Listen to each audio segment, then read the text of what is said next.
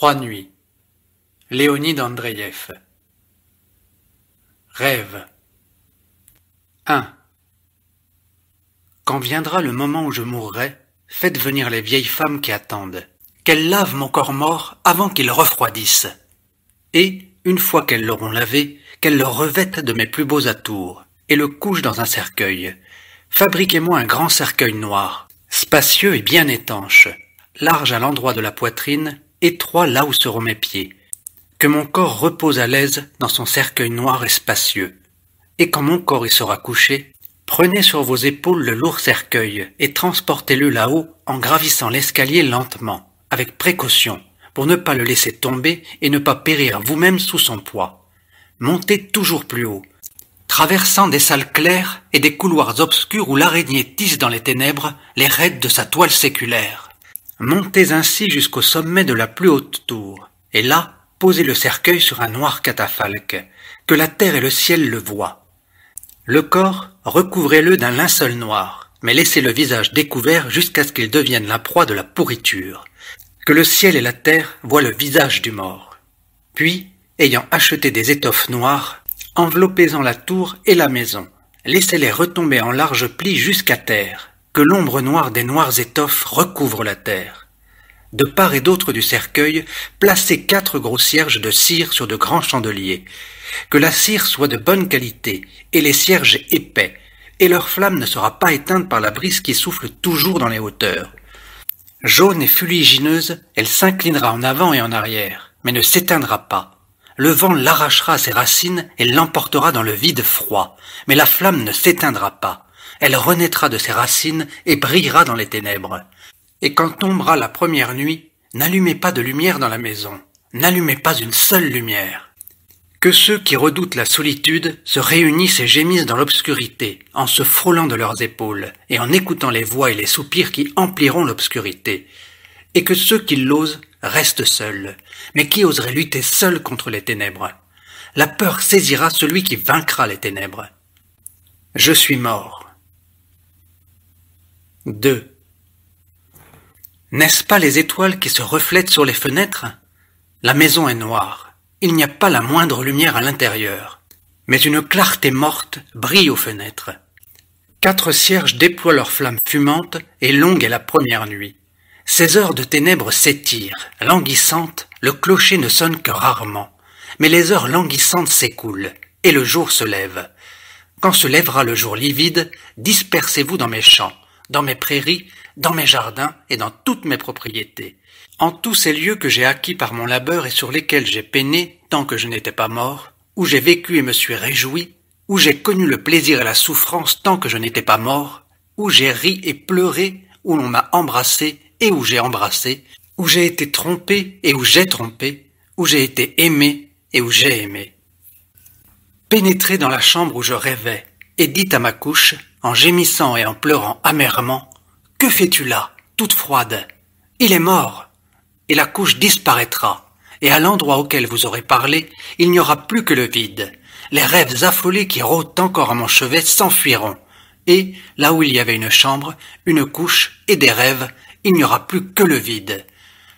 Poursuivez votre chemin, entrez dans l'atelier où je travaillais et où mes œuvres sont rassemblées, celles qui sont déjà créées et celles qui sont à peine commencées et inachevées. Et aussi ces œuvres inachevées et jamais commencées, invisibles et impalpables que l'air de mon atelier est seul à connaître. Et dites-leur à toutes, en sanglotant et en pleurant, « Pourquoi restez-vous là, objet inanimé?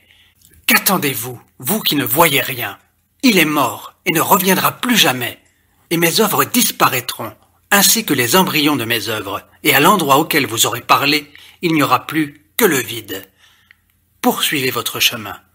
Entrez dans mon jardin sur lequel j'ai travaillé, avec ses fleurs et ses arbres prolifiques, ses allées dorées et ses escaliers de pierre, ses eaux ruisselantes jaillies des profondeurs, et, en sanglotant et en pleurant, dites à chaque arbre que j'ai planté, à chaque fleur que j'ai fait pousser, à chaque graine que j'ai semée et qui n'a pas encore germé, à chaque goutte de l'eau qui coule, à chaque grain de sable doré, pourquoi vivez-vous? Pourquoi étalez-vous votre beauté portant des fruits et distillant des parfums? Il est mort.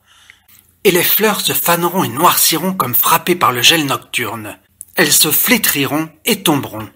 Et, comme sous une soudaine rafale, les feuilles s'arracheront aux arbres, les fruits frappés de mort tomberont sur la terre en gémissant, les troncs sans force ploieront, et l'eau retournera sous la terre. Et la terre sur laquelle j'ai travaillé jusqu'à ce que vienne la mort se dénudera comme un désert. Poursuivez votre chemin, et, d'un pas discret et craintif, pénétrez en ces lieux d'affliction où vous attend déjà mon épouse, l'amie de mes jours durant ma vie, ses généreuses entrailles de mère, son humble amour et son oreille attentive.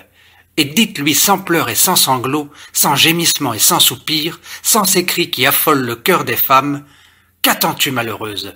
Il est mort !» Mais au début, elle ne croira pas à vos paroles, bien qu'elle vous attende. Elle couvrira son visage de ses mains et se mettra à pleurer sans vous croire.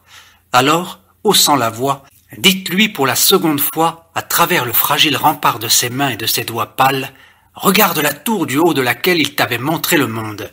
N'est-elle pas noire comme l'ombre de la nuit, depuis ses fondements jusqu'à son sommet? N'y a-t-il pas 4 cierges qui lancent leurs flammes dans le vide? Ton époux gît dans un cercueil noir, et le ciel livide regarde son visage mort. Elle vous croira, et à l'endroit où vous aurez parlé, il n'y aura plus que le vide. Poursuivez votre chemin. Ouvrez hardiment la porte de ces lieux pleins d'allégresse où mes enfants s'ébattent dans l'ignorance, et criez d'une voix menaçante à ces enfants rieurs. Allez-vous-en, fantômes de l'immortalité! Allez-vous-en, mensonges séculaires! Il est mort et vous n'existez plus. Et, à l'endroit où vous aurez parlé, il n'y aura plus que le vide. Le vide, tout sera vide. Je suis mort et tout meurt avec moi. Il n'y a plus que le vide. 3. Quand tombera la 2e nuit, pas une seule lumière ne s'allumera dans la maison, et les ténèbres qui l'empliront seront immobiles. Qui sera là pour gémir et pleurer? Il n'y aura plus âme qui vive en ma demeure. Vides seront les salles obscures. Les couloirs étouffants n'entendront plus de respiration. Les marches de pierre se tairont. Le cuivre retiendra sa voix. La vie de la cloche s'est terminée avec son dernier son, et l'éternité mesure ses pas sans se presser. Derrière, c'est encore tout près, mais devant, cela n'a pas de fin et n'en aura jamais. Silencieuse est la noire demeure, et tout autour règne le silence. Il n'y a plus d'arbres bruissant dans le vent, plus de fleurs inclinant leur tendre tête sous le délicieux fardeau du sommeil, plus de fruits dont l'oreille reconnaît la langoureuse maturité au bruit de leur chute. Les eaux rentrées sous terre se taisent, et leurs lits desséchés s'enveloppent de silence. Je repose seul dans mon vaste cercueil. Je tente en vain d'entendre ne serait-ce qu'un soupir. Les ténèbres sont muettes. Mon cœur arrêté se tait ainsi que mon sang figé, et les plis de mes vêtements, qu'aucun souffle ne soulève, sont inertes et morts. Même la soie se tait, la soie éternellement vivante sur les corps vivants. Je repose seul dans mon vaste cercueil, et je tente en vain d'entendre ne serait-ce qu'un seul souffle. J'ouvre mes yeux morts, et, saisi d'horreur, je vois brûler au-dessus de moi, chérie, 4 gros cierges qui lancent leur fumée et leurs flammes dans les ténèbres. 4. Courez, courez, le jour s'est levé. Courez, mes héros, et annoncez partout d'une voix forte, en pleurant, « Il est mort ! Ne cachez pas mon désespoir. Déchirez vos vêtements, criez et hurlez. Il est mort ! Précipitez-vous dans la demeure blanche avec des fleurs aux fenêtres, là où l'âme est en fête, où l'heureux fiancé tend la main à l'heureuse fiancée pour la mener à l'autel. Et criez d'une voix forte, « Que faites-vous, insensé? Ne savez-vous donc pas qu'il est mort ?»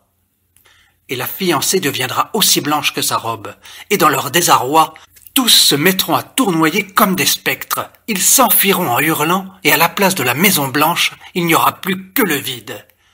Engouffrez-vous comme le vent, à grand fracas et en faisant claquer d'innombrables portes, dans une soirée pleine de monde, de lumière et de musique, où l'on joue à des jeux passionnés, où les paroles sont insouciantes et les regards tendres, où les lèvres sont rouges et les dents blanches, où la mort danse la gorge nue et secoue ses seins de séductrice. Et criez-leur de la voix froide du vent. « Que faites-vous, insensé? Ne savez-vous donc pas qu'il est mort ?» Et la musique se taira, la lumière s'éteindra, Tournoyant et hurlant, les spectres s'enfuiront au loin par les fenêtres brisées, par les portes qui claquent. L'une après l'autre, les innombrables portes claqueront avec un bruit terrible, jusqu'à ce que règne le silence et le mutisme. Mais attendez encore les pas d'un retardataire. Quelqu'un cherche la sortie. Il s'avance avec hésitation, muet d'horreur. Et l'écho naissant répète les sons hésitants de ses pas. Mais pour le retardataire aussi, la fin viendra, et avec elle, la fin de l'écho. Courez, courez, laissez le vent emmêler vos cheveux, roulez des yeux déments, ne cachez pas mon désespoir, je suis mort. Approchez-vous du temple où se trouve le prêtre et l'autel du sacrifice, où l'autel fumant attend les fidèles. Le temple est bâti avec des blocs de pierre, ses murs sont têtus et aveugles, et ses portes de fer vous barrent la route. Vos coups menaçants resteront sans réponse. Le fer des portes gémira d'une voix solitaire et vous repoussera de son hurlement. Laissez la fureur et la colère envahir votre cœur. Déchirez le fer des portes, cassez-le, rongez-le, tordez-le et arrachez-le jusqu'à ce que se vident les creux entre les pierres. Et il n'y aura plus d'obstacle entre votre fureur et l'autel fumant. Et le prêtre deviendra livide, et les fidèles se prosterneront jusqu'à terre. Montez alors sur la chaire et criez au prêtre livide. « Tais-toi, insensé! Tu ne sais donc pas que ton temple est trop petit? Il n'y a pas assez de place pour le noir cercueil. Regarde, les murs s'effondrent. » Et les murs s'écrouleront. Ces murs formés de blocs de pierre, la lourde coupole privée de soutien tombera sur les têtes. Et là où il y avait un autel, et un prêtre, et un temple en blocs de pierre, il n'y aura plus que le vide. Approchez-vous de la mer qui gronde, et dites à ces vagues. Pourquoi grondez-vous, insensés? Où allez-vous? Ne savez-vous donc pas qu'il est mort, et qu'il n'y a plus rien? Et là où il y avait la mer et les vagues qui grondaient, il n'y aura plus que le vide. Tout est vide, vide. Je suis mort et tout meurt avec moi. Il n'y a plus que le vide. Montez sur la plus haute montagne et dites au soleil, à la lune et aux étoiles, pourquoi brillez-vous, insensés? Ne savez-vous donc pas qu'il est mort et qu'il n'y a plus rien? Et à l'endroit où vous aurez parlé, il n'y aura plus que le vide. Le soleil et la lune s'éteindront. Les étoiles et les astres de l'univers s'éteindront. Il n'y aura plus que des ténèbres impénétrables, une obscurité terrible et absolue, car toute lumière sera éteinte. Oh, merveilleux soleil! Oh, merveilleuse lune, merveilleuses étoiles! Vous n'êtes plus là, et je repose seul dans mon vaste cercueil noir. J'ouvre mes yeux morts, et je vois avec épouvante que les cierges auprès de moi se sont éteints. Il n'y a plus rien que des ténèbres impénétrables, une obscurité terrible et absolue, car toute lumière s'est éteinte. 5. C'est alors que commencera la troisième et dernière nuit.